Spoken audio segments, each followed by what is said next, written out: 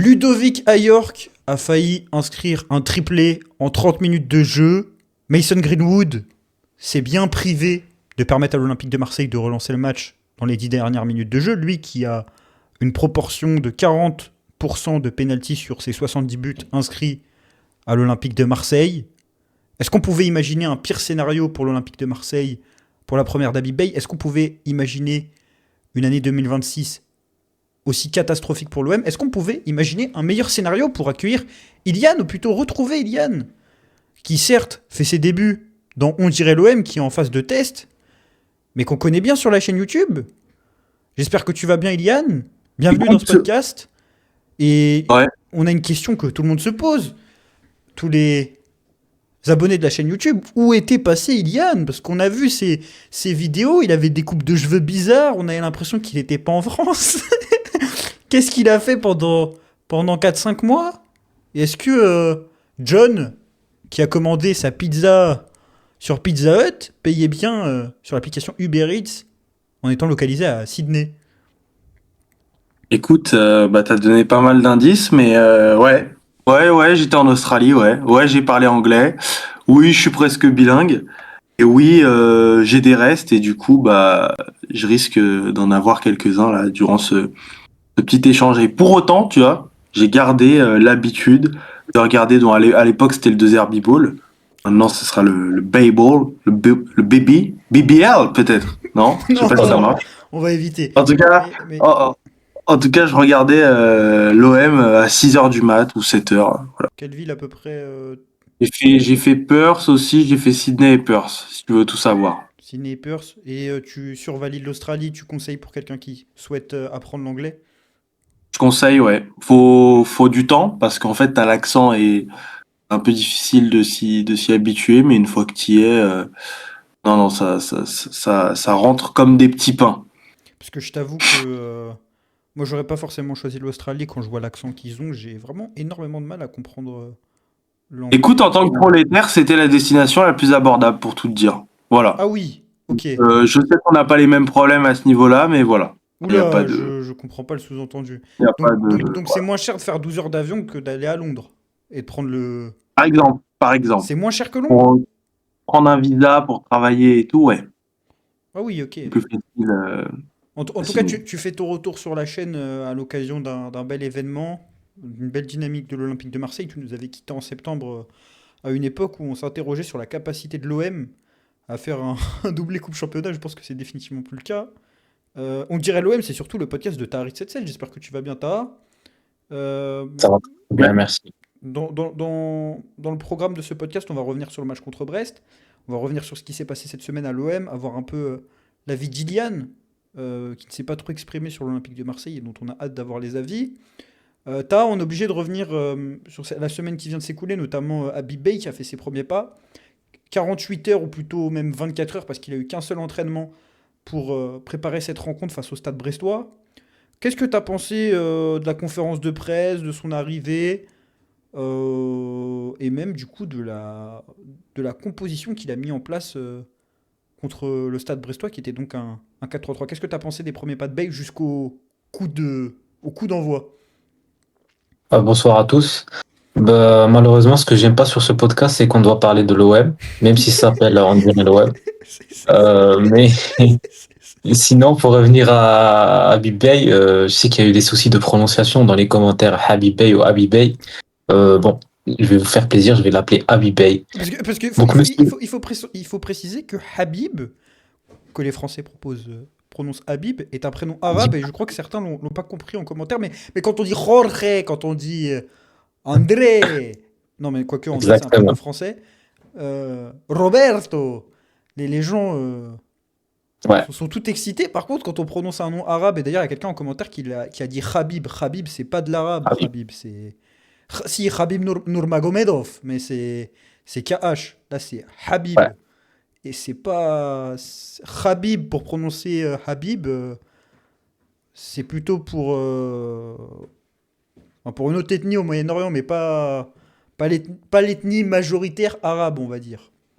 exactement. Du coup, pour y revenir, j'ai trouvé ça courageux de venir 24 heures avant un match capital et bourbier au stade Francis Leblé. Sans ses adjoints. Euh, Exactement, sans les adjoints, avec le litige de Rennes en tête, etc. Sinon, pour la conférence de presse, je l'ai trouvé vraiment serein. Même si les Rennais nous ont prévenu que c'était un très bon communicant et la réalité de ces conférences n'était pas celle du terrain. Donc ça, je vais juger par moi-même. Du coup, ouais, début de match, même la compo. Sur la compo, t'en as pensé quoi même? La compo, moi j'ai lu sur Twitter toute la semaine que si Habib Beye venait, qu'il mettait une défense à 4 avec Vermeeren, on aurait explosé tout le monde 5-0. C'était pas la réalité ce soir. Du coup, ouais, moi, le début de match, déjà, dès les premières minutes, je me disais que c'est Poncho qui a préparé ce match parce que c'était la même animation contre Strasbourg, avec le sort de 4-1, 4-1, avec Vermeeren à la place de Nadir et Aubameyang à la place de Peshao. Ouais, on a eu cette composition. Ilian, avant d'évoquer Ouais. ton avis sur cette compo que tu avais trouvé très intéressante, t'as pensé quoi du départ de Roberto De Zerbi, de cette fin d'histoire et de la nomination d'Habib Beye? Est-ce que tu as eu un petit... est-ce que tu as été touché émotionnellement par le fait de voir un amoureux de l'OM reprendre l'équipe? Est-ce que tu avais un avis plutôt positif sur Habib Beye au moment de sa nomination? Est-ce que c'était ton dossier prioritaire selon toi? Ça devait être le dossier Écoute, prioritaire? moi d'abord sur le départ de Zerbi, je l'ai un peu vécu comme une libération parce que moi j'étais anti De Zerbi et j'affrontais la jeune garde de Zerbienne. Qu'est-ce qu'il y a? T'es déjà bien Qui- parti? Ouais, non, mais parce qu'ils étaient jeunes et qui gardaient, protégeaient à tout prix leur mentor. Donc, je leur faisais front. Et puis surtout, De Zerbi avait une espèce de dictature des résultats plus que du jeu dernièrement. Et puisque les résultats commençaient à ne plus suivre avec l'élimination contre Bruges, pour moi, il devait partir. Donc ça, c'était une bonne chose. Et derrière, sur l'arrivée du coach, moi, vous le savez, grand suiveur du championnat portugais. J'ai vu ce qu'a fait Ruben Amorim, comment il a transformé le Sporting au Portugal. Euh, L'arrivée qu'il a à Manchester United et tout ne se passe pas comme prévu. Le mercato de cet été, on lui met des bâtons dans les roues et tout. Et pour moi, Amorim, c'était l'homme de la situation et ça a été le moment parfait pour aller le chercher. On l'a pas fait. Les supporters marseillais qui en général disent non, ils ne le connaissent pas, d'accord. Personne n'a un regard objectif sur Amorim, mais les gens qui ne le connaissent que par Manchester United ne connaissent pas Ruben Amorim. Voilà. Donc tu Pour reproches moi, aux gens de ne pas avoir Superboc TV, mais d'avoir Canal+, voilà. et de regarder les matchs de Première Ligue. Donc c'est bien, tu fais un beau retour entre le jargon, Donc, l'allusion à un coach frauduleux, c'est... En fait, donc moi, c'était mon premier choix. tu Maintenant, voulais remplacer quelqu'un que tu décris comme une fraude par... par quelqu'un qui s'apparente à une fraude, ça n'a rien à voir. Ça n'a rien à voir. Amorim, il faut connaître, il faut lire entre les lignes, mais il faut l'avoir, il faut le sentir, tu vois. Moi, si, bah, tu vois, j'aurais été un homme de la jeune garde, mais Amoriem, si elle avait eu à se présenter. En bref. Et donc, Bey, ah, écoute, Habib, ouais, c'est bien l'histoire. Ça permet au CM là de faire des tweets rappelant ce qu'il a dit chaque année, puisque le mec il parlait de nous tout le temps, plus que des clubs dans lesquels il est passé. Bon, ok, très bien. Moi, je vais pas le juger là-dessus, ni sur son attache à Mais tu l'OM, ni valides sur. l'idée au moins quand t'as vu les noms qui sont sortis dans la presse. Je sais pas, on a parlé de Conceição, bon après il y avait de Oui, d'Eric l'indemnité. Chell, de.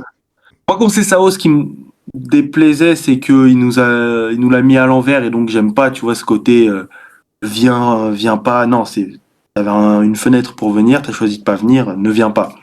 Le Et puis train OM passe tout seul, quoi. Pour Eric Schell, j'ai tendance à croire que il était porté par une espèce de vague twitterienne X. Bon, écoute, moi j'ai pas un gros regard sur ce qu'il a fait avec la sélection nigériane. Oui, c'est Ouais. ça, Nigérian. Donc je vais me contenter d'Habib Bey qui connaît la Ligue 1. Voilà. Mais Amorim aurait été le mieux venu. Hein, je vais pas dire le bienvenu, le Nom mieux. qui n'a même pas été mentionné. Je crois qu'il n'y a pas une seule personne qui en a parlé de Ruben Amorim. Très grave. Hein, d'ailleurs. En tout cas, Abibé, il a adressé une composition qui t'a hypé, puisque sur le groupe WhatsApp, tu nous as annoncé que c'était la meilleure compo de l'OM depuis Complètement. 18 mois. Et je 4-3-3, me tiens. Rouli, Wea, Pavard, Aguerd, Emerson, Højbjerg, Timber, Vermeeren, Greenwood, Guiri, Paixão au devant. C'est à un choix près le 11 exact Keita nous avait annoncé en 11 types de l'OM sous Habib Beye, en dépit du fait qu'il jouait à 3 à Rennes et que l'OM de De Zerbi jouait aussi à 3 et qu'on pouvait l'imaginer remobiliser cet héritage. Sauf qu'on n'a pas eu Bilal Nadir, mais Vermieren qui faisait son retour dans le 11 après avoir été mis au placard. Ouais. Ça vous a hype le retour de Vermieren? Non, mais ta question, elle est assassine. Excuse-moi, mais ta question, elle est mauvaise. Ta question, elle se fait pas, en fait. Tu dis pas des Moi, trucs j'ai comme rien ça. posé. Moi, Là, je prends des initiatives, je suis en période d'essai et tout. Mais quitte à pas revenir, tu vois, je préfère te dire honnêtement ce que je pense. Ta question, ça se fait pas. C'est bien. Forcément, Il est personne n'a été satisfait. Le gamin, il sort à la mi-temps et tout. Mais c'est pas sur lui qu'il faut taper. Il sort du frigo. Il a D'accord, je suis été d'accord.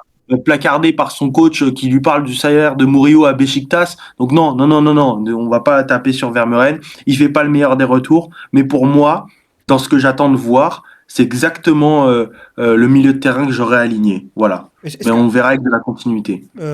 en tout cas, l'équipe, quand on l'a vu, on a dit qu'on était plutôt séduit par la mise en place. Si on doit parler de la rencontre, bon, on a eu une rencontre avec deux mi-temps. L'OM a perdu le match sur la première. Tu m'as dit que le scénario, notamment la fébrilité défensive de l'OM, qui a été bien incarnée par les transitions très dangereuses de l'équipe brestoise, t'avait fait penser à un autre déplacement à l'extérieur. Enfin, Ouais. oui, le déplacement, c'est à l'extérieur généralement. Contre une équipe qui joue en rouge. Ouais, c'était le LOSC. Et j'ai eu la même impression, en fait. Tu encaisses un but très tôt. Et du coup, tu essaies tout le match d'essayer d'enfoncer ce verrou. Et du coup, tu prends des transitions. J'ai même vu du Ludovic Ajor qui m'a rappelé le Lukaku 2019 sous Conte à l'Inter, Lukaku qui 9%, prend 9% masse grasse. 9% Marquinhos, qui prend le ballon, tac, qui se retourne comme il veut, il doit rien, tranquillement. D'ailleurs, en deuxième mi-temps, on a mieux contenu Ajor, et du coup, on a fait une meilleure mi-temps, mais ça, c'est une sorte. En fait, première mi-temps, c'était du caca. Et deuxième mi-temps, c'était je sais pas, du caca avec un peu de. Désolé pour cette comparaison très honteuse. Franchement, Mais c'est un début de podcast légendaire. Franchement, ouais, c'est franchement, légendaire. On ne va pas mentionner les innombrables problèmes techniques qui font qu'au lieu de tourner à 23h, on tourne actuellement, il est 1h17. Mais si on ouais. doit parler Attends. globalement du visage de l'Olympique de Marseille, Ilian, on avait un OM qui a fini le match avec plus de 65% de possession de balle, qui doit en prendre plus de 3 pour moi sur la première période, qui concède énormément d'occasions, qui s'en crée pas tellement, qui a du mal à trouver des espaces, et qui va faire un retiro la semaine prochaine. Est-ce qu'on n'a pas revu l'Olympique de Marseille de Roberto De Zerbi ce soir? Mais dans un format qu'on n'avait pas l'habitude de voir, c'est-à-dire un 4-3-3, il me semble que De Zerbi a dû jouer 5 fois en 4-3-3. Ouais, écoute, c'est une analogie un petit peu simpliste, parce que je pense que tu fais référence aux sorties de balles court qu'on n'avait pas vu, par exemple, la semaine dernière contre Strasbourg. Mais moi, je pense aussi que Brest, pour le coup, a bien joué son coup et que dans ce que eux ont essayé de proposer, par exemple, c'est Tara qui m'a fait réfléchir à ça là. Et tu vois, je l'aurais pas dit à 23h, mais je peux te le dire à 2h du mat. Le match de Ajor par rapport à celui de Panicelli. Et c'est ça, c'est Panicelli, je sais plus comment on prononce. Il est pour moi ça n'a rien à voir et ça va dans le sens de ce qu'a voulu montrer Brest aujourd'hui devant son public par rapport aux intentions qu'avait Strasbourg quand ils sont venus chez nous. Donc c'est pas des dispositions qui nous étaient franchement favorables ce soir et encore plus quand tu te rends compte que excepté tes ressorties de balles, en fait tu n'as pas un énorme héritage du De Zerbi Ball, puisque tu n'en as Surtout ni sur le dans plan les transitions défensif. offensives, Surtout sur le plan défensif, en vrai. mais même, j'ai envie de te dire, offensivement. Parce qu'offensivement, j'ai pas non plus la sensation que, à part attendre le premier décalage qui soit fait par un de tes ailiers, tu en attends grand chose. On a vu dans les 10 premières minutes, juste avant le premier but, des déplacements où c'était Greenwood qui reprenait l'axe, Guiri à gauche, etc. Mais c'est très limité. Je pense que c'est encore trop frais et qu'il va falloir du travail. Mais malheureusement, d'ici là, la fin de saison, en fait, il y a plus le temps de bosser. Il faut y aller. Les trains sont lancés. Et en plus, le système en 4-3-3, bon, c'était un peu une première aussi dans une volonté d'avoir un jeu basé sur de la possession, parce que c'était beaucoup de moins direct que ce qu'on avait vu avec Pancho Abardonado la semaine dernière. Mais surtout, c'était vraiment un 4-3-3 régulier, dans le sens où sous De Zerbi, on avait eu le droit au 4-3-3, mais c'était plutôt le 2-3-2-3, avec notamment des latéraux qui rentraient dans l'axe. Là, c'était vraiment un 4-3-3 classique régulier, deux relayeurs, un 6 Højbjerg. D'ailleurs, on va revenir sur la prestation du Danois, mais moi, je l'ai trouvé particulièrement calamiteuse. C'était lui le capitaine, si je dis pas de bêtises ce soir. J'ai pris le match au moment de l'annonce de la composition de l'équipe, donc j'avais pas vu qui était capitaine. Ben, ça ne pouvait pas être Balerdi, du coup, qui était suspendu pour un enchaînement de cartons jaunes. Ce qui n'a pas empêché la défense d'être particulièrement mauvaise, comme d'habitude, j'ai envie de dire, depuis un bon moment.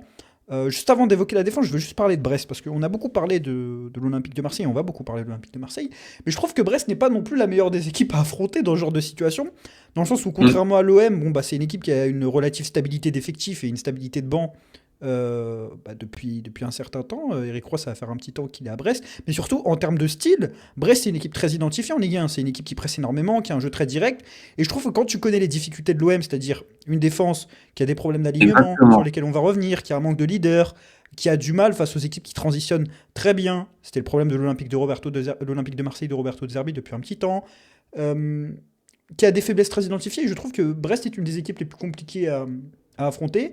Et paradoxalement, c'est une équipe qui a eu du mal contre l'OM ces dernières années. D'ailleurs, on leur avait mis un gros score la saison passée. Bon, ils avaient eu aussi pas mal d'absents. Mais voilà, il faut quand même mettre en avant qu'on joue une équipe qui gagne, je crois, 5 de ses 6 derniers matchs à domicile. C'est difficile d'aller gagner à Francis Leblay euh, en ce moment. Et puis, en fait, on était dans une configuration qui leur plaisait, quoi. Ils avaient une équipe en face qui jouait haut, qui avait un jeu de possession assez stérile. Là, je trouve que ça ne dénote pas trop de ce qui se fait à l'OM depuis un petit temps, pour ne pas dire depuis quelques mois. Donc là, je vois pas trop de rupture entre ce que faisait Habib Bey et ce que faisait Roberto Zerbi et ce qu'a tenté de mettre en place Habib Bey. Par contre, il y a une tendance dans ce match que j'ai envie d'illustrer par les difficultés défensives et qui, je pense, est trop récurrente cette saison et qui incarne un mal très profond. C'est la défaillance des cadres.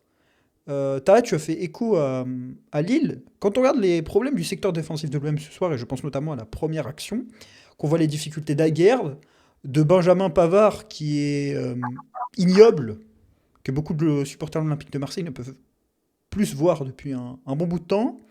Quand on voit les difficultés de Geronimo Rulli qui encore ce soir a eu des problèmes au pied dès le début du match, est-ce que, en plus d'avoir eu les problèmes qu'on a évoqués tactiquement avec Roberto De Zerbi, des individualités qui sous-performent, le problème de l'OM cette saison n'est pas surtout ces cadres qui, au lieu de niveler le niveau de l'équipe par le haut, plombent l'Olympique de Marseille depuis trop longtemps et ont encore plombé l'OM contre Brest.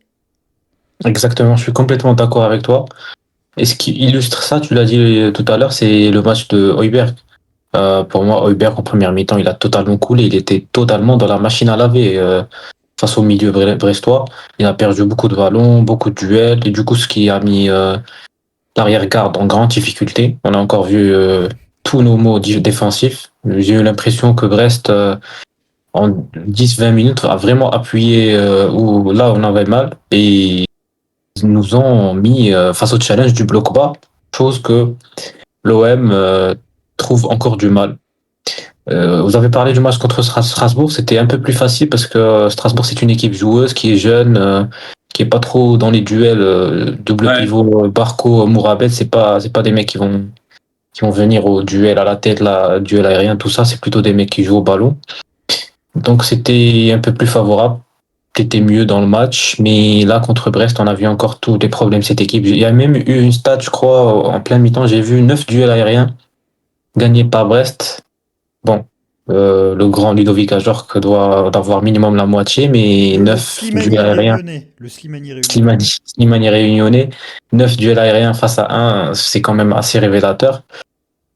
Donc ouais, des cadres, quand t'as Aguerd qui fait une aussi mauvaise première mi-temps comme Højbjerg, etc., tu coules comme toutes les défaites, comme contre Bruges où Rulli se trouve totalement sur le premier but, comme contre Kondogbia qui rentre face à Toulouse et qui ne pour essayer de calmer le tempo et gérer le match, qui fait tout l'inverse et du coup tu prends un but.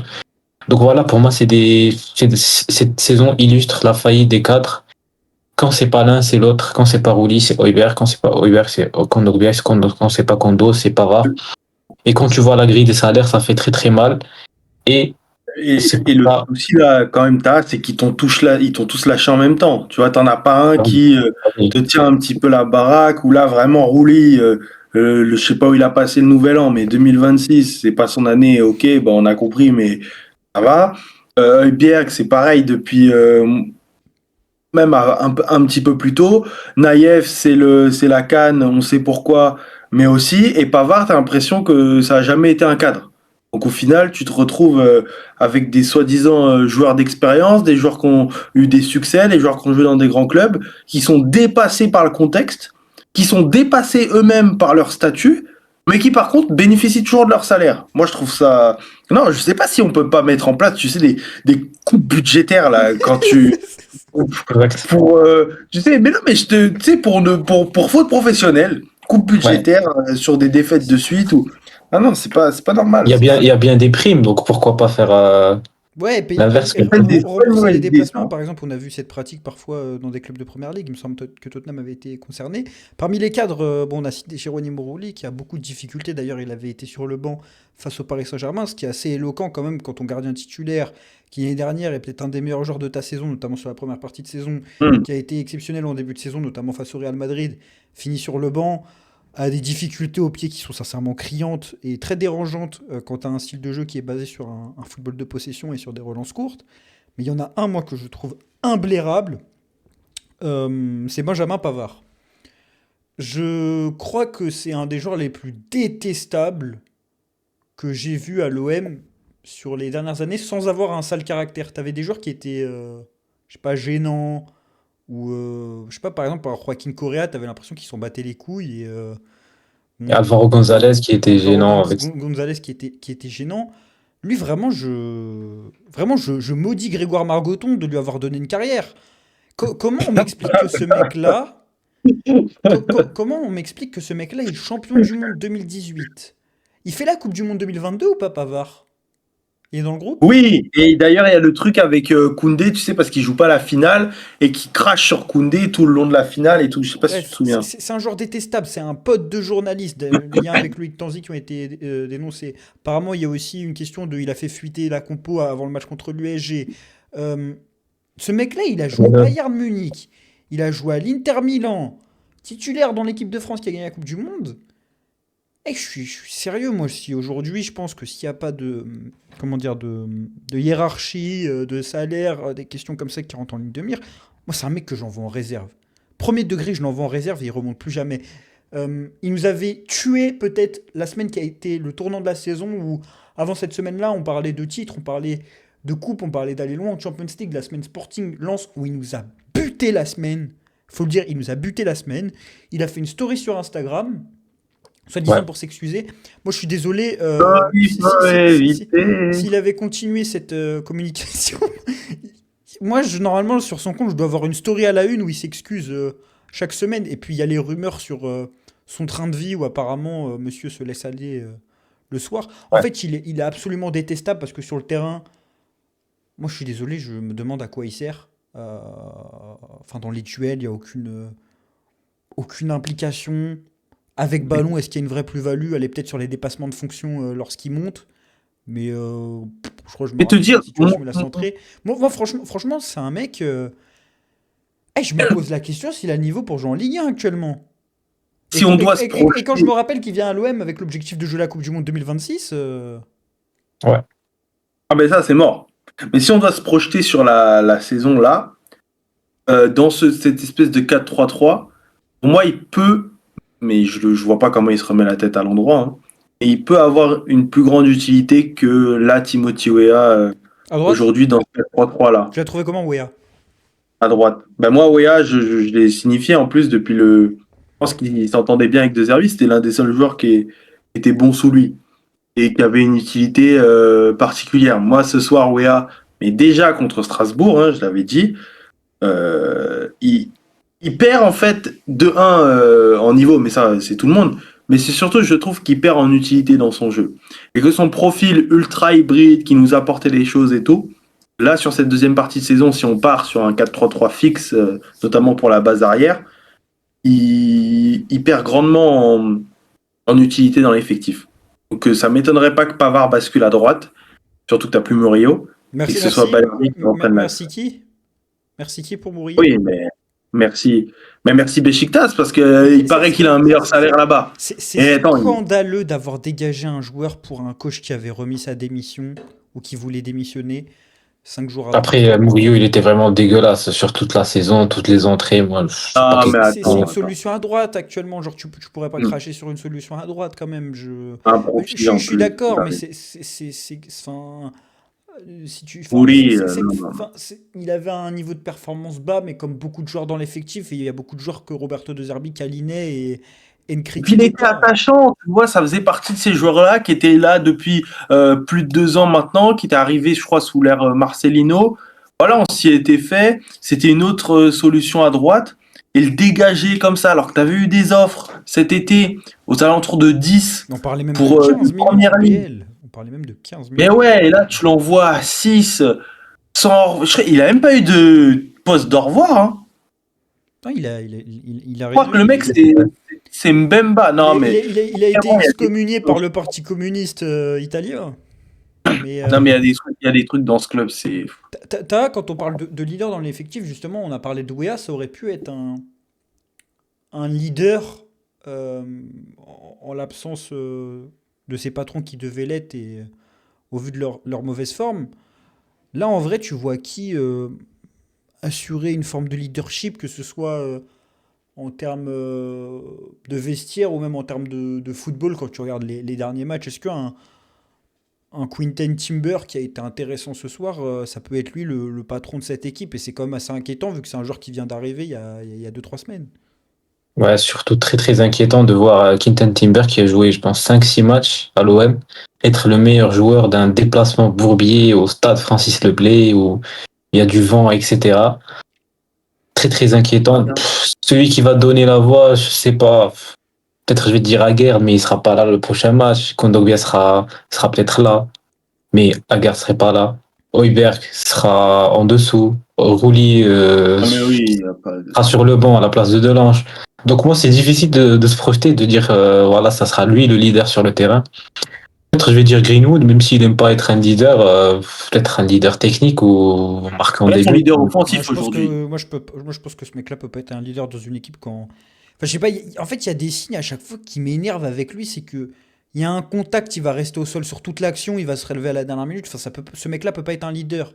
À un moment. Ouais, Et je suis désolé, c'est une critique que je fais sur ce match-là où bah, c'est une des principales menaces offensives dans l'équipe, mais en même temps, quand tu joues avec Paixão sur le côté gauche, bon, tu peux pas avoir beaucoup de menaces offensives dans ton équipe.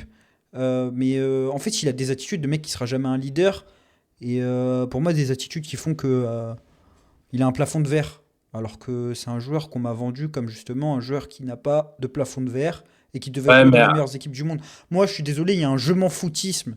Mais à chaque match depuis qu'il est à l'OM, à chaque match depuis qu'il est à l'OM, que ce soit un petit contact, il va rester par terre alors qu'il est même pas blessé, il va mettre 15 ans à se relever et il va laisser l'équipe défendre.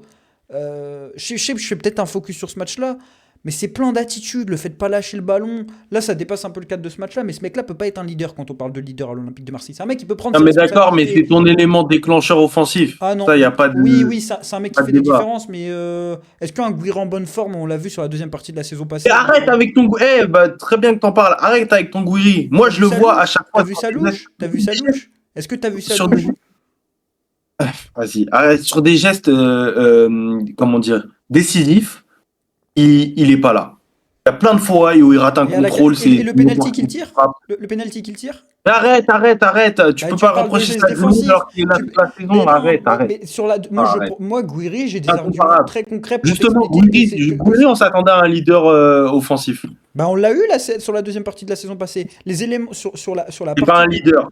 C'est pas un C'est pas un leader. leader. C'était pas un leader. Je suis désolé, c'était pas un leader. il n'y Sur a la pas de deuxième leader partie dans de ce saison club. passée, c'est pas un leader offensif sur la deuxième partie de la Ce n'est saison pas un passée. leader Mais il est offensif, ça. décisif quasiment à chaque match. Si. Il est décisif, mais ce n'était pas un leader. C'est pas un mec qui te déclenchait la chose. Ah, quand même, l'année dernière, En il te met fait, des triplés sur des matchs coup près. Je sais pas, je crois que c'était. Et je me souviens de ces triplés, c'est Saint-Etienne et je sais pas qui Ben, là. Arrête. Le Havre, il assume. Le Ah, Havre, pour aller chercher la les qualif en Champions les League. leaders, c'est maintenant. Le leader, c'est maintenant qu'on l'attend. C'est Après, c'est déclenche un ta joueur qui frappe, revient de machin. blessure actuellement. Ouais, mais de toute façon, il y aura toujours un truc pour le défendre, Gouiri. Donc, ouais, C'est ça qui est. j'ai compris. Arrête. Je crois avoir compris. On parlait de Ouais, Timber. moi, Tu penses quoi de Timber depuis son arrivée? À chaque fois qu'on en parle, j'ai Ah l'impression que oui. j'ai c'est un petit mais. globalement Moi, positif. Timber, je suis agréablement surpris. S'il y a quelque chose à gratter sur ce match, et sur les derniers, on va dire, c'est Timber. Son orientation du corps, comment il joue simple, à la récupération, il est bon. Je trouve que c'est Pas un peu trop, comment dire, relâché sur certaines situations, tu sais, où il fait des passes à l'aveugle, où il fait. Un petit mais, frère. peut-être, ouais. Laisse-le. Pour moi, après la 75e minute, à chaque match, il commence un peu à, tu vois, il est un peu cramé, donc peut-être le remplacer. Mais sinon, Timber, moi, je suis fan. Et ça sauve un peu le mercato d'hiver que je trouve pas bizarre, voire nul.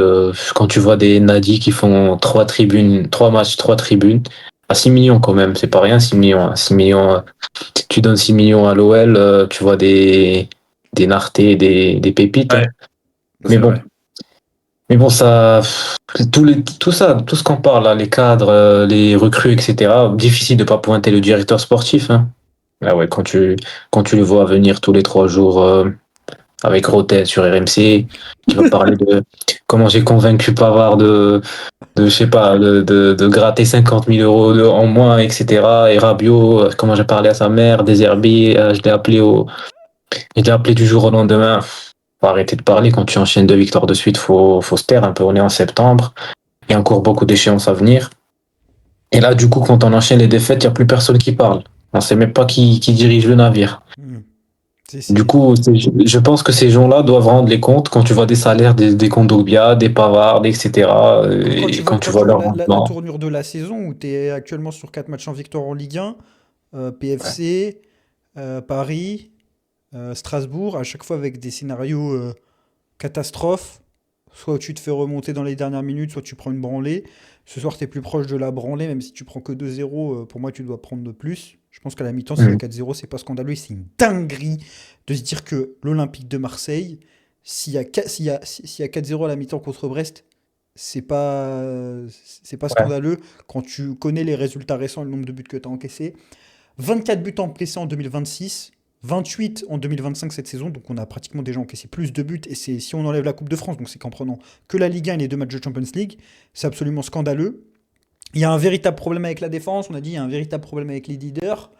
Moi, je veux revenir sur un point, et sans réhabiliter Roberto De Zerbi, parce que je pense que c'était une partie du problème, et que on a encore des séquelles de son football de 18 mois, parce que oui, quand un coach quitte l'Olympique de Marseille, et que le match d'après, celui qui le prépare, il a que 2 jours pour le préparer, on peut pas dire ah bah le problème c'était pas que De Zerbi. Oui, mais c'est pas comme s'il avait façonné l'effectif et il avait façonné un style de jeu pendant 18 mois. Pendant 18 mois, t'es censé avoir un héritage. Surtout que Habib Bey part du principe qu'il récupère un travail, donc il doit repartir sur une certaine base. Et je pense que ce qu'on avait aujourd'hui était plus proche de ce que faisait Roberto De Zerbi que ce qu'on que ce qu'on a vu la semaine dernière. Donc on peut pas me dire oui, c'était pas De Zerbi le problème. Maintenant, en réaffirmant que De Zerbi était une part du problème, on peut tout à fait reconsidérer une part du problème que moi personnellement j'ai minimisé et qui ne doit pas tendre à minimiser enfin justement à contrebalancer en disant bah c'était pas trop la faute de Zerbi, Ouais, oui, c'est oui. les joueurs. Et les joueurs, moi je suis désolé, aujourd'hui, j'avais dit que je conservais Mehdi Benatia et qu'il avait fait du bon travail. Je pense que j'avais été aveuglé par mon anti-deuxerbisme et pour mon ras-le-bol stylistique. En fait, le ras-le-bol stylistique et communicationnel de Roberto De Zerbi était un prisme trop structurant dans mon analyse. J'étais assez manichéen. Tous les problèmes, c'était le football de Roberto De Zerbi. Et en considérant que c'était un problème, il y a aussi un problème avec la construction de l'effectif. Et c'est une construction d'effectif, un travail, une planification sportive qui a été bénie par Roberto De Zerbi, qui nous répétait toutes les semaines qu'il adorait son équipe, que son équipe pouvait aller en demi-finale de Ligue des Champions. Donc là aussi, en ce sens, on ne peut pas lui ôter sa responsabilité. Mais il y a moi, je me faisais la remarque devant le match, quand je regarde l'effectif de l'Olympique de Marseille, quand je regarde le 11 de départ et quand je regarde le 11 de départ de l'Olympique lyonnais, d'un côté, je vois un club où il y a une cellule de recrutement qui taffe, malgré des moyens très limités. Et de l'autre côté, bon, bah, je me demande s'il y a actuellement 11 fenêtres transfermarkt ouvertes sur 11 ou 12 sur les PC, sur les bureaux de la commanderie, parce que c'est le FC opportunité de marché. Et à un moment donné, même si ces opportunités elles peuvent coller à des besoins, c'est problématique, quoi. Tu vois qu'il y a un problème. Tu vois que c'est pas un effectif qui est construit intelligemment, avec une vraie perspective et une vraie, je sais pas, une vraie idée, une vraie ambition. Tu vois que C'est t'as certain, un 11 transfert markt.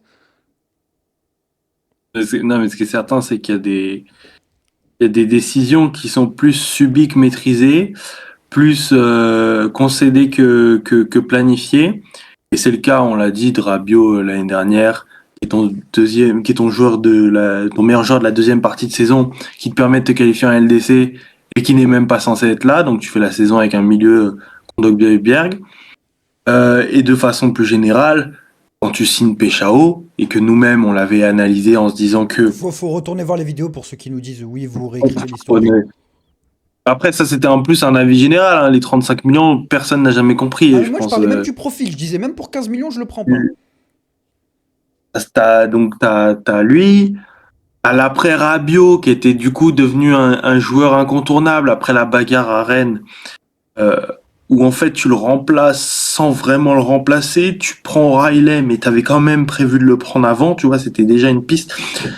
Donc c'est un non-sens et pour moi le plus représentatif de ça c'est la défense où à upgrade au niveau au niveau de tes individualités, c'est-à-dire que fondamentalement Aguerd, Pavard c'est meilleur que Cornelius Brassier et pour autant tu te retrouves pas à avoir une équipe qui est mieux ajustée défensivement parce que la mayonnaise n'a pas pris et que forcément quand tu empiles les opportunités de marché, s'il n'y a pas un minimum de cohérence, bah derrière tu le payes et tu te retrouves, et là je fais un petit clin d'œil à Samy, à prendre un joueur comme Abdelli en janvier 2026 alors que t'écartes Aminarit en août 2025. Donc moi il y a des choix comme ça qui sont plus qu'incompréhensibles. Ouais, des choix incompréhensibles. Montre ça. Désolé de te couper, mais ce qui montre ça en plus, c'est les. Tu me parlais tout à l'heure, tu me parlais de leader, mais les capitaines de l'OM, je sais pas là, c'est qui comme capitaine? C'est Højbjerg. Ok, il a fait combien? Il a fait une saison et demie. Kondogbia qui est jamais là. Je vais même pas. Il rentre de temps en temps. Que c'est pas comme s'il prenait 450 000 euros par mois. Naïf Aguerd qui est là un match sur deux, des pépins physiques, etc., qui est venu cette saison. Je sais même pas s'il avait un match. Rouli qui est même pas sûr d'être titulaire. C'est n'importe quoi. Des cadres qui sont pas au niveau. Il n'y a pas un capitaine, quelqu'un qui est régulier dans la performance, quelqu'un qui est toujours là. Donc, je sais pas, c'est vraiment le bordel. Je pense que le bordel, c'est à cause des mecs en haut. Et quand tu vois cette semaine, le match se jouait pas sur le terrain, se jouait plutôt dans les bureaux de la commanderie qui va prendre la place de l'autre. Donc, ça montre beaucoup de choses et ça montre que l'instabilité a été ramenée par ces mecs en haut, pas les supporters, pas Balerdi, pas, Ça, il faut arrêter aussi. c'est eux les responsables, c'est eux qui doivent transmettre le calme, etc. dans des périodes difficiles. Et ils ont enfin, il y a une prise d'otage du sportif cette semaine avec. Ouais. D'ailleurs, au moment où on parle, Exactement. le nom du prochain président de l'Olympique de Marseille vient de sortir. On va en parler tout ça, Ah on ouais va parler du départ de Pablo Longoria. Je vais l'évoquer juste après. D'ailleurs, il s'agit d'une femme, ce qui serait peut-être la première présidente de l'histoire de l'OM, il me semble. Du coup, il n'y a jamais eu. Michel Kang. Non, Ça y est, j'adore Michel en plus. Quand elle fait comme ça là. non, stop, arrête. Juste, c'est pas Sherazade, non? Non, heureusement. C'est Alhamdoulilah. On peut, Ouais. on peut se priver de cette personne à la tête de l'OM, ça fait plaisir. Arrête, tu sais que je la connais, Comment ça? Pauline Gamère. Directrice générale du Red Star entre 2011 et 2017. Ouais. Euh, Elle a été dans une asso et tout. Bon, enfin bref. Oui, d'accord, ok. D'ailleurs, actuellement, Iliane est en campagne. Il faut le dire. Il y a beaucoup d'allusions Ouais, politiques. mais, Il est actuellement en campagne pour un petit parti politique dont tu voulais nous parler. Non, mais attends, je mélange pas tout. Mais il faut être transparent parce qu'on est transparent, parce qu'on dirait l'OM. Ouais, je suis sur une liste aux élections municipales, les amis. Voilà. Pourquoi ce choix de reconquête? Non, s'il te plaît. Non, il accueille bien les invités. Hein. Oh oui, en plus que Iliane ambitionne de rester au sein de ce quand podcast. même. Bref, est-ce qu'on Voilà. est d'accord pour dire que l'OM a été pris en otage cette semaine? Enfin, le sportif à l'OM a été pris en otage parce que ça fait quand même une semaine et demie qu'on n'avait pas de coach. De Zerbi, 2 semaines avant sa démission, il avait déjà présenté une première démission, ce qui aurait dû appeler quand même les dirigeants à tâter le terrain. En ce sens, Bay avait été contacté juste après le match de Coupe de France, selon certaines informations. Longoria voulait faire revenir Igor Tudor. Et alors qu'on devait boucler le coach en début de semaine, il se trouve qu'on a parlé pendant 5 jours de ce qui s'est passé à la tête du club. C'est-à-dire qu'en fait, les mecs, ils ont eu l'idée de régler leur compte. Enfin, régler leur compte, est-ce que c'est vraiment un règlement de compte? En fait, on a eu l'idée de faire une restructuration générale du club, d'avoir McCourt qui vient à Marseille pour dire en fait, je vais changer de président. D'ailleurs, je vais même pas l'avertir. Je vais donner les pleins pouvoirs à Mehdi Benatia, alors qu'on doit chercher un coach. Et qu'en plus, Habib Bey, on n'en a pas parlé pendant tout le débrief, mais je pense qu'il n'y a rien à dire sur Habib Bey ce soir. On va pas l'enterrer dès le début, on va pas dire c'est la faute d'Habib Bey. Je sais même pas s'il a eu une once d'influence sur ce qui s'est passé ce soir, si ce n'est peut-être le discours qu'il a tenu dans les vestiaires. Mais ce qu'il faut clairement dire, c'est que tout ce qui se passe à l'OM, là, déjà sur le sportif où c'est pas bon, bah, ça a été accentué par ce qui s'est passé en interne. Et en ce sens, j'aimerais avoir ton avis, Yann. Qu'est-ce que tu penses de. Qu'est-ce que tu as pensé de cette semaine? Qu'est-ce que tu penses on va le dire en vrai de l'éviction de Pablo Longoria, parce que même si officiellement c'est lui qui va partir parce qu'il se sent pas respecté, mais on a clairement assisté à une éviction, quoi. McCourt a clairement demandé à Pablo Longoria de se mettre en retrait et d'assumer juste un rôle symbolique parce qu'il avait une place à l'ECA et à la LFP, au CA de la LFP. Déjà, rien que le lien avec le sportif, c'est que ça nous a retardé. Monday, Tuesday, on n'a pas eu Habib Bey. Elle est bien ou pas la ref? Pas mal, Elle est pas bien mal. ou pas la ref? Le premier degré, on n'a pas eu Habib qui devait signer en début de semaine. Et l'éviction, comme tu dis très bien, moi, c'est du politique pour le coup, ça. Ce qui se passe là-haut. C'est des relations, c'est des calculs. Benatia qui démissionne T'en le as pensé jour quoi, 1. toi, justement, de tout ça, de la démission de Benatia, de l'intervention de McCourt, du fait qu'il privilégie Benatia à Longoria, qui demande à Longoria de dégager? Écoute, McCourt, non mais McCourt, il est là pour son argent. Donc si Benatia a pu se ramener que Longoria, moi je comprends entre énormes guillemets le choix de capitaliste de McCourt. Ça c'est pas la question. Maintenant moi par rapport au club, tu sais la tâche que j'ai à Pablo, tu sais à quel point j'ai toujours défendu, encensé. J'ai même un petit peu d'estime pour lui pour ce qu'il a fait sous la période héros et ce qui a suivi ensuite. Il a été au cœur de choses qu'on fait que le club a payé. Je pense par exemple à Vitinha. Mais sur cette année et demie là, c'est la personne la moins dirigeante, la moins comment dire, la moins la mamie sur le sportif Bah, il s'est et clairement mis sur le en retrait, ouais. qui paye ça. Donc il y a un côté injuste. Moi, qui le soutiens en plus, qui ait une certaine affection pour lui, ça me touche. Mais écoute, si ça permet au club de rayonner, moi les personnes, je m'en fous. Voilà, j'ai envie de te dire, ça m'embête. Voilà, je suis navré, mais on a aussi fait des choses sous la présidence de Longoria vis-à-vis de joueurs qui ne méritaient pas de partir. Je pense à Bemba, je pense à Murillo là encore il y a quelques jours. Moi, je suis pas pour la République des joueurs, je suis pas pour la République des personnes. Moi, je veux que le club en sorte gagnant. Et si c'est en gardant Benatia à la tête, j'en suis pas convaincu de ce que j'ai vu, ni du scénario. Mais écoute, à Soul. T'as ton avis sur le départ de Pablo Longoria? Est-ce que c'était inévitable? Est-ce que c'est injuste à ce moment-là? Est-ce que pour toi, c'était le premier responsable de la situation actuelle? Qu'est-ce que tu Premier penses? responsable, non, je dirais responsabilité partagée, mais comme j'ai dit, il y a eu une guerre d'ego en haut.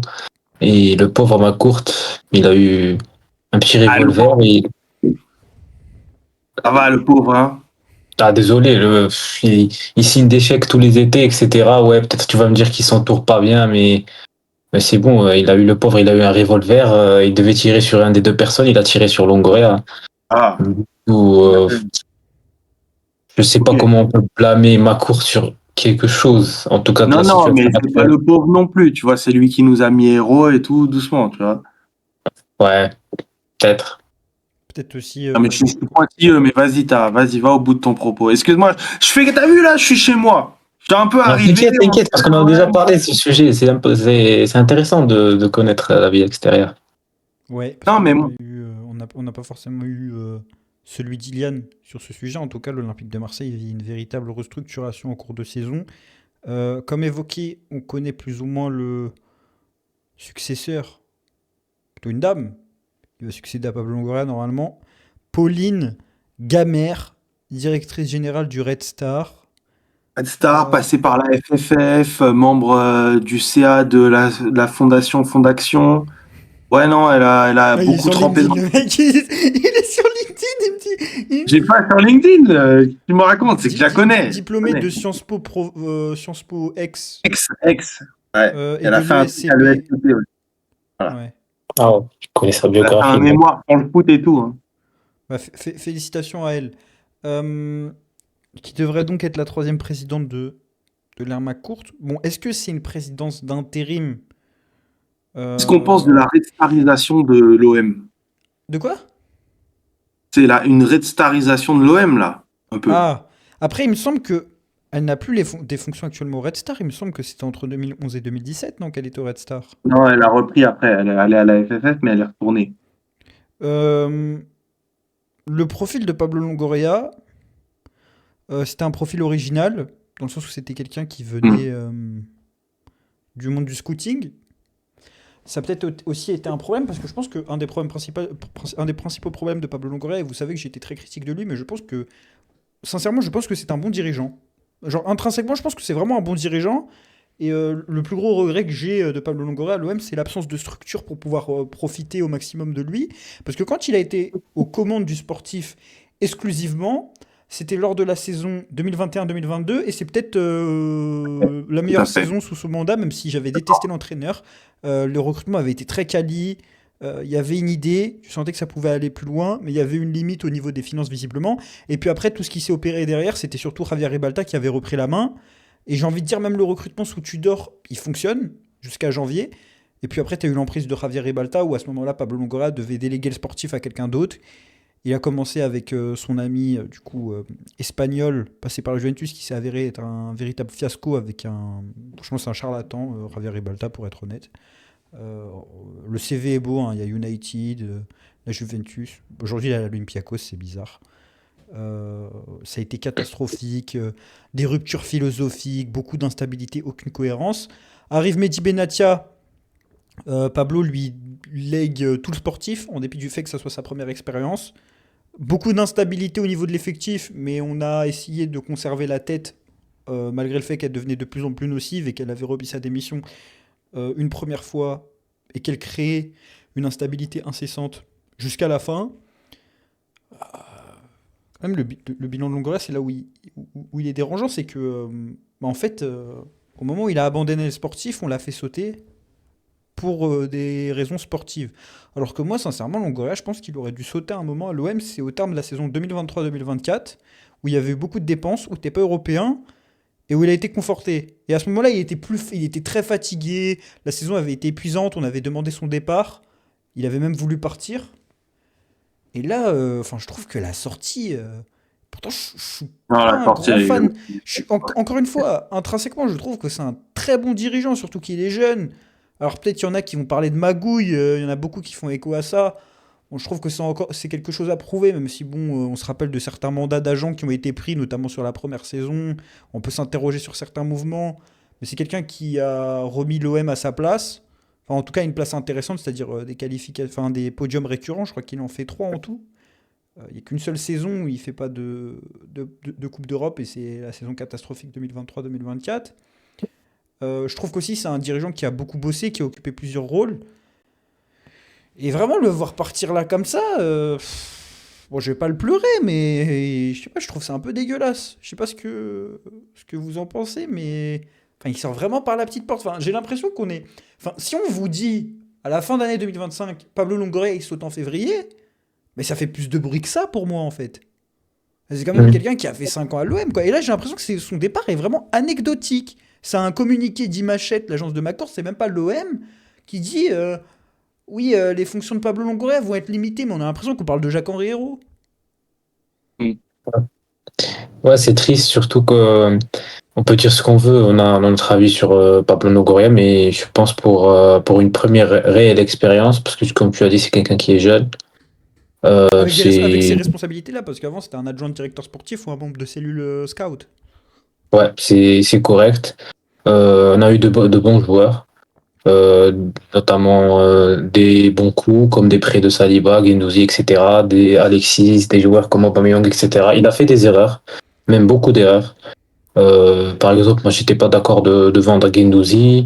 Le virage philosophique, comme tu as dit, Tudor vers Marcelino était très très brutal, au point qu'il a sous-estimé. Il a même dit, je crois, dans une interview pour Moscato Show. Du coup, ouais, il a fait quand même pas mal d'erreurs. Il y a des gens qui vont parler, comme tu as dit, je sais pas, des agents, etc. Ils se gavent, les agents, etc. Mais il a vécu vraiment une expérience. Je pense qu'il va beaucoup apprendre de ça. J'ai même en tête une interview qu'il fait avec la Provence où il est quasiment en train de pleurer. Il dit, moi, j'ai demandé à ma mère, moi, j'ai rien volé, tout ça. C'était après la crise de la commanderie, ouais. Ouais, du coup, c'est quelqu'un qui a vécu vraiment les hauts et les bas de C'est la même l'OM. mère à qui il a demandé pour recruter Greenwood. Ouais, la mère très très un peu trop sollicitée, je pense, par, La mère par était l'Espagnol. centrale pour le mandat. Ouais, du coup, c'est quelqu'un qui a vu les hauts et les bas de l'OM et voilà. Ilian, si tu fais un bilan, il est positif le bilan de Pablo Longoria à l'Olympique de Marseille. Plus que positif, plus que positif. Faut se rappeler dans quel état il récupère le club, même s'il était déjà dans les instances dirigeantes. Faut rappeler à quel point, moi je le dis, je suis un jeune supporter et en vrai vous aussi, mais il m'a fait vivre des choses que j'avais pas eu l'occasion de vivre avec l'OM, que ce soit par la venue de certains joueurs, Ouais, mais il y a eu une aussi montée en gamme, ouais, il y a clairement une montée en gamme. par certains matchs. Ouais, moi le PSG-OM de janvier 2023, voilà, c'est un truc que j'avais jamais vu de ma vie. Bien sûr, c'est dû à Valentin Rongier, mais qui est aussi un choix de Longoria. Mais je veux dire de Non, façon plus générale, c'est pas un choix de Longoria, Valentin Rongier, il est venu sous JHE. Ouais, c'est avant, je crois. mais c'est quand il a la direction sportive, c'est en 2019. Non, il vient l'année Covid, il vient l'année d'après, Pablo Longoria. Eh oui. Non, Il y a un joker, je crois. t'es trompé. Non. Bah après, il l'a conservé un certain temps, c'est un des derniers... Attends, euh, qu'est-ce qu'il me raconte? c'est une des dernières Capitaine, traces quoi. de l'ère JHE, parce qu'il est parti que cet été. Mais Pablo Longoria va partir sans titre, en ayant relevé l'OM, mais en laissant quand même un coup qui est paradoxal. Ouais, il y a un goût d'inachevé. Il y a un Ouais, redressement, ouais. mais il y a un véritable goût d'inachevé et de potentiel un peu brisé par son projet lui-même. C'est-à-dire que il y avait de l'ambition, il y avait des très bonnes idées, mais il y avait une contradiction interne avec le fait qu'il avait beaucoup trop de rôles à occuper. Et peut-être que c'est quelqu'un qui aurait dû être le dirigeant le plus important du club dans le rôle de Benatia actuel, mais avec un président à côté de lui, avec un rôle vraiment institutionnel. D'accord. Et on n'aura D'accord que jamais eu le droit à ça. Pour finir cette vidéo, Et puis, attends, juste, il a payé aussi au niveau des instances, parce que lui il se voyait à la Ligue, etc. Il a payé le tout corrupt, hein. Aussi, c'est quand même tu là sais, c'est de la faute de qui ça? l'arbitre. Merci, Lazo. Non, je peux te dire que c'est le trade. Ouais. De source très sûre. Pour ne pas dire de lui-même. Que le soir Et pourquoi? où à Auxerre il s'énerve, il n'est pas énervé par l'arbitrage sur Cornelius, il est énervé par l'accumulation et notamment le trade qui lui a fait péter un plomb. Et il pense au trade quand il Ah ouais. s'énerve. Et j'ai témoignage très proche parce qu'il me l'a dit. Voilà, c'est pas pour flex, mais est-ce que Massila a Et donc, contribué vraiment à t'es responsable de la. la chute de Pablo Longoria? C'est vrai L'instabilité parce qu'en plus, ce qui est chronique, drôle, c'est Massiliazone est responsable de l'instabilité chronique de l'OM. Voilà. mais ce qui est drôle, c'est que c'est vraiment le point de départ de sa chute parce que du coup, Ah ben c'est clair. il est suspendu 9 mois, ce qui fait que l'institutionnel à l'OM, il y a Sherazade de Semsar de Boissesson. D'ailleurs, anecdote toute conne, mais le nom de famille de Boissesson, c'est un nom d'une famille française connue et qui est mentionné 200 fois dans les dossiers Jeffrey Epstein. Voilà, je sais pas, je suis obligé de le placer. Voilà, Oui, vas-y. je sais pas, j'ai remarqué. Bon, ça n'a absolument aucun lien avec ce podcast, mais vous avez compris qu'on parle beaucoup de choses dont on dirait l'OM, et dès qu'on peut parler de choses que l'OM, On en parle volontiers. Bref, c'est le début de sa chute parce que influence remplacée par celle de Sherazade de Boissesson, discrédit auprès des instances, discrédit auprès de McCourt, perte d'influence. Beaucoup décrivaient un président qui n'avait plus réellement de fonction vu qu'il avait délégué le sportif et à un moment il ne pouvait tout simplement pas se rendre dans les vestiaires pendant 9 mois. Enfin, c'est quand même assez dingue. Et Les joueurs ne savaient pas qui c'était. je pense que l'image du tout Le mec là-bas avec le moustache. on se rappelle de la scène du tout corrupt, l'image elle fait très mal en vrai. Je pense que il y a un discrédit qui est vraiment dingue. Bref, l'OM est actuellement à 5 points de Lyon. Lyon se déplace à Strasbourg ce dimanche à 20h45 et reste sur 13 victoires d'affilée, il me semble. C'est ça? Ouais. L'OL de Paulo Fonseca. L'OL, normalement, il devait jouer en R1 ce week-end contre Melun. C'est ça, c'est Melun. Melun, ils sont R1? Je sais pas. Ouais, c'est R2. Hein. Voilà, il devait jouer contre Melun ce week-end en R2. Et le club devait disparaître. John Textor avait assassiné le club. Ouais. Je regarde ce fast score, ils ont potentiellement 8 points d'avance sur l'Olympique de Marseille en étant sous pavillon Michel Kang. Ouais, j'adore. J'adore. Ils font un mercato leader price. Quand même, on est derrière une équipe qui, à la fin du mercato en janvier, ils se sont dit est-ce qu'on ferait pas revenir Rachid Ghezal? C'est honteux. Ouais. C'est vrai, mais entre-temps, ils ont fait venir Nartey et nous, on a fait venir Abdelli. Bref, il y a potentiellement 8 points d'écart en sachant que Lyon vient au Vélodrome la semaine prochaine et pourra en fait sceller définitivement la 3e place. Est-ce que vous croyez toujours en la 3e place? Est-ce que quand vous savez que Rennes et Lille sont potentiellement à 3 points... Mais ça, c'est pas en danger, ça. Ok, donc si le Rennes qui va être repris par Francaise... Il n'y a pas de souci, il n'y a pas de souci. À Auxerre demain et à 3 points de l'OM, tu n'as pas peur de perdre la 4e place. Mais non, on les joue à la Ovel en plus à la dernière journée, c'est un beau scénar. Donc qu'est-ce que tu penses de la 3e place? Est-ce que pour toi c'est mort? Est-ce que tu as peur pour la 4e place? Parce que Ilian... La 3e place, c'est mort, enterré, plus mort, plus enterré. Attends dimanche, tu signes? Ah oui. Dimanche, frère, attends dimanche. Et 8 points d'écart, c'est Non, énorme. 3e place. Non, mais c'est mort, 3e place. Même si tu gagnes, je suis sûr qu'ils vont te les bas, c'est pas fini. Eh ben, viens pas regarder avec des champions l'année prochaine si on les bat. Ok. Je te le dis. Mais non, 4e place, mais comme Ilian, je suis sûr. La 4e place, c'est déjà un échec parce que t'as un barrage. Ah oui, c'est sûr, c'est un échec. Et c'est encore une préparation tronquée, etc., etc. Donc, 4e place, on flippe aussi? T'as de ton côté? Non, moi je suis serein comme Ilian, 4e place dans la poche. Moi, je pense que la 3e, ça dépendra de ce qui se passera la semaine prochaine. J'attends encore la semaine prochaine. Et si tu gagnes pas la semaine prochaine, c'est fini. Oui, là, en fait, Lyon, bon, c'est pas non plus une équipe, dont les victoires sont incontestables, on va dire. Il y a un peu un facteur tout à chance, fait. quoi. C'est l'OM d'AVB, en fait. Lyon. Et c'est peut-être le fait que ce soit l'OM d'AVB qui me fait dire que... Cold, très cold. Voilà, très cold. Ce qui n'est pas le cas de l'OM. Ouais, mais la saison, moi, j'ai quelqu'un qui me dit dans l'oreille Bélec à Rennes. Attention à Rennes. Oui, d'accord. Ah, attention à Rennes. Ce serait vraiment fou que Habib Bey finisse derrière le stade rennais en reprenant l'OM. Bref, Habib Bey, on verra son travail à partir de la semaine prochaine, très certainement. Il y aura une semaine à Marbella. Moi, je vais vous poser une question. Est-ce que vous attendiez la même compo, etc. contre Rennes, contre Lyon?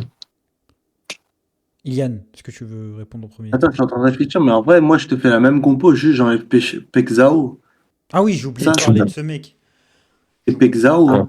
Est-ce que en enlevant Vitinha, que moi je ne classe pas comme un footballeur, parce qu'un mec qui démarre neuf et qui est payé 30 millions pour ce prix-là et qui finit ailier gauche au Génois, je considère que c'est du scam et que il y a peut-être un trafic très étrange derrière sur lequel je ne me prononcerai pas. Mais est-ce que c'est pas aussi un des plus grands scams de l'histoire de l'Olympique de Marseille, en sachant que sur cette chaîne YouTube, cet été, en se basant sur des compiles et des cinquantaines de minutes de match regardés, on disait que clairement il n'avait pas des qualités d'ailier et qu'il avait des qualités d'attaquant positionné sur le côté, que ça marchait pour l'Eredivisie mais ça n'allait pas marcher en Ligue 1. Est-ce que, je sais pas, en fait vous pensez quoi de vous dire à l'Olympique de Marseille que quand le joueur qui a coûté le plus cher cet été a le ballon, bah il faut s'attendre à rien? C'est pas scandaleux? Bah, c'est Wipe, je crois, qui avait fait un tweet. On a vendu Luis Enrique 25 millions pour racheter Luis Enrique 35 millions. Non, alors, je vais dire une dinguerie. Et Luis Enrique, c'est meilleur que Peshao. Allez, vas-y, c'est bon. Ah, tu n'es pas d'accord? Bravo. T'es pas Ouais, d'accord, bravo. Miguel? Non, je suis pas d'accord. T'es Moi, d'accord? je suis d'accord. Moi, je suis d'accord totalement. Mais attends, on a 2 saisons à comparer. La saison de Luis Enrique l'année dernière, elle tue celle de Paixão, hein. Et il Ouais. surperf. Oh. Oui, bah justement, c'est ce qu'on reproche à Paixão, c'est que même, enfin, il surperforme pas. Et je pense même pas non plus qu'il sous-perf. Je pense sincèrement qu'il sous-perf pas. Je Non, pense juste ça, qu'il par est, contre, je suis d'accord. je pense qu'il est juste ultra mid.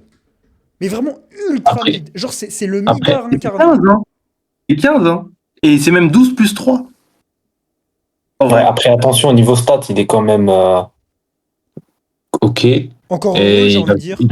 il a joué la majorité de saison en tant que piston. Il fait que des allers-retours. Il a pas. Non, mais ça c'est une excuse des. J'ai jamais compris les gens qui disaient Mais ça. tu vois, quand il touche le ballon dans C'est les pieds, vrai. comme Justement, ce soir, t'as moi, je trouve que ça lui laissait plus d'espace et que du coup, il partait plus loin, soit pour prendre dans le dos, ou soit pour attaquer avec le ballon.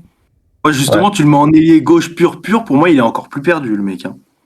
Ouais, après, peut-être t'as raison. Hein. Je me dis que ce mec doit juste courir, pas toucher le ballon. Je vois Mais pas déjà, le. quand la recrue la plus chère de ton histoire, on essaye de lui trouver des qualités quand on le met en avant sur ses 6 premiers mois, des qualités C'est ça. qu'on utilise pour le mec qui t'a coûté 2 millions d'euros normalement et qui vient pour être le remplaçant du remplaçant, c'est-à-dire la débauche d'énergie.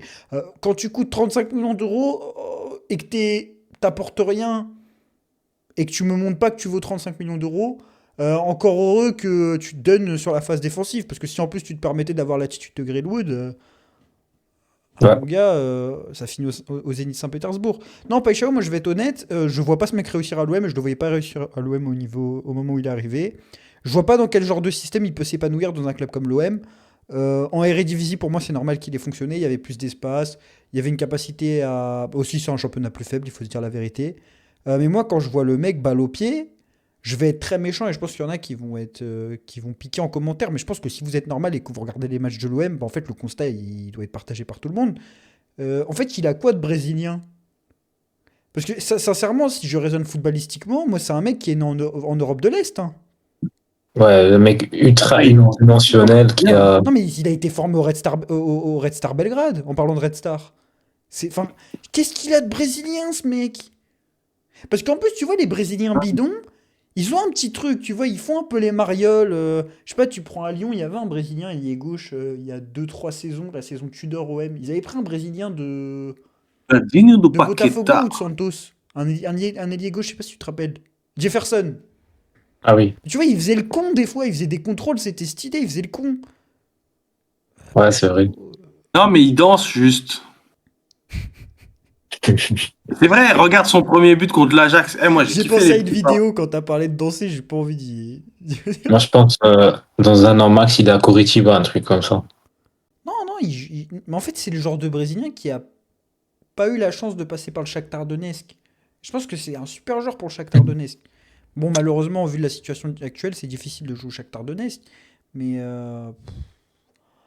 Après, pas sûr, vu ce que ça.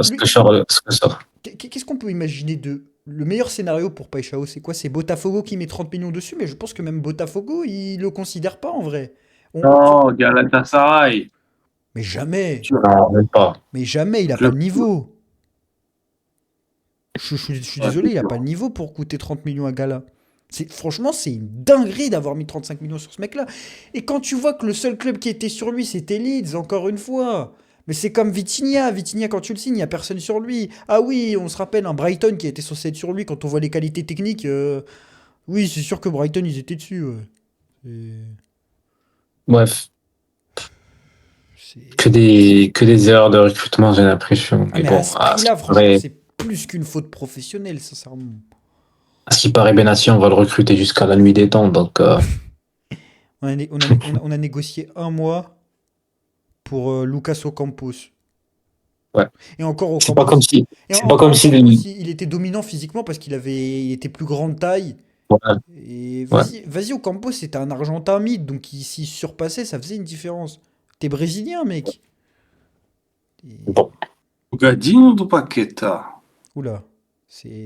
En tout cas, c'est la fin de ce On dirait l'OM. Je sais pas si vous voulez garder un mot de la fin, que ce soit pour la suite de la saison, un souhait. quelque chose Rendez-vous que vous voulez dimanche. changer. C'est dimanche qui définira si la saison elle est finie ou pas en Ligue 1. Mon souhait, c'est que Habibé travaille une défense à 3 pendant cette semaine. qui mettra en valeur nos forces, c'est-à-dire OEA. Ouais, OEA, ça c'est chiant. Qu'est-ce qu'il raconte? bah oui, Il t'as est pas le en choix. roue libre, lui. Il est bizarre, lui. Il est bizarre, lui, depuis tout à l'heure. Il parle tout seul. Défense à 3 que ça mettra en valeur OEA. Emerson, peut-être, solidifier un peu la défense. Et voilà, Je pense que les mecs qui, c'est tout. je pense que les mecs qui connaissent pas Ilian, ils vont péter un plomb. Quand ils vont voir ce con, n'hésitez pas à l'insulter en commentaire, à liker. Tu veux une défense à 3? Ilian, un souhait? Est-ce que tu souhaites que la saison se termine le plus rapidement possible et que tu es même prêt à souhaiter une Non, défaite parce contre que Toulouse en Coupe de France? c'est aussi relou la hype chaque été du mercato, machin. Nous, nos mercato en plus, ils finissent toujours tard. Moi, je veux apprendre à vivre en paix avec l'OM. Je sais pas par quoi ça passe, mais je pense qu'il faut que je travaille intérieurement et c'est la seule chose qu'il faut faire. Parce que Merci. fin de saison, ça va se répéter. Et puis il y a le barrage de LDC, parce que je pense quand même qu'on va finir quatrième. Ah non, ça y est, La je Coupe de France, on démissionne. y croit ou on n'y croit pas du tout? Bien sûr qu'on y croit, et c'est ça le problème. Bien sûr qu'on y croit. Il y a Lyon-Lens en plus, mais bien Ouais, sûr enfin, qu'on y croit. sincèrement, je vais faire semblant d'y croire, mais on la gagnera pas. Je connais trop Moi, ce club. Je connais trop ce club, on la gagnera pas. Enfin, je sais pas, juste le scénario du Trophée des Champions, ça a été l'ultime piqûre de rappel qu'il faut s'attendre à rien avec ce club. Bah ouais. écoute, moi j'y crois. Eh bien, c'est tout ce que Heureusement qu'on y croit. C'est c'est la seule lueur d'espoir. Allez l'OM! Allez l'OM! Allez Non, l'OM! mais Arrête de c'est me pas taguer possible. dessus. C'est pas possible, il a consommé. C'est pas possible. Bon, Vas-y, finis-moi cette vidéo là. je vous remercie énormément, Tara et Iliane. Ce podcast est disponible sur Spotify. N'hésitez pas à nous dire ce que vous avez pensé de la prestation d'Iliane. N'hésitez pas à nous donner votre avis en commentaire sur tout ce qui a été dit, sur tous les sujets qui ont été évoqués. On dirait l'OM. C'était l'épisode 4 ou 5, je sais pas exactement. Podcast sur l'actualité de l'Olympique de Marseille. Et on espère retrouver Iliane comme membre permanent. Lui qui a réalisé une belle performance en dépit de sa folie. Je vous remercie énormément, Iliane et Tara. On se dit à la prochaine sur Massina Zone. Et allez l'OM!